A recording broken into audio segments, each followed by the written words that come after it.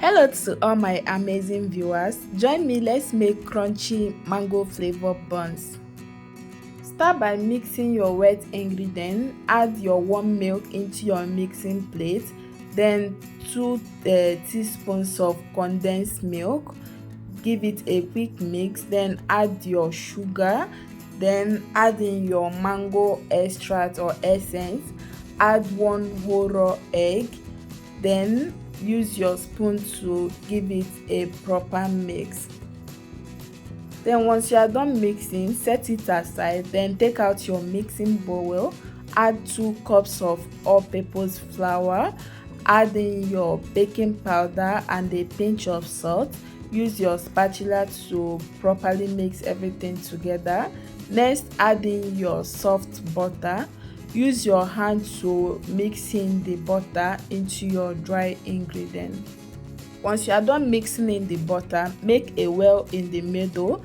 Then start adding in your wet ingredient gradually while you mix with your wooden spatula.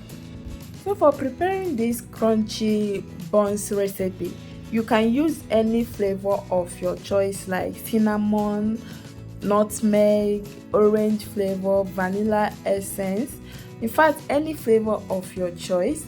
So I'm using mango flavor. Trust me, you are gonna like this mango flavor crunchy buns. Just give it a try. One more thing guys, if you want your buns more crunchy, do not over mix it. Then place your deep saucepan on the heat. Add your vegetable oil that will be enough to fry your buns. Allow it to heat up. Then reduce the heat to a medium heat. Start dropping your buns into your hot oil. You can also use an ice cream scoop to shape your buns. So go ahead and fry your buns on a medium heat until it turns golden brown. And once you are sure that your buns is well cooked enough, use a strainer to take them off the heat.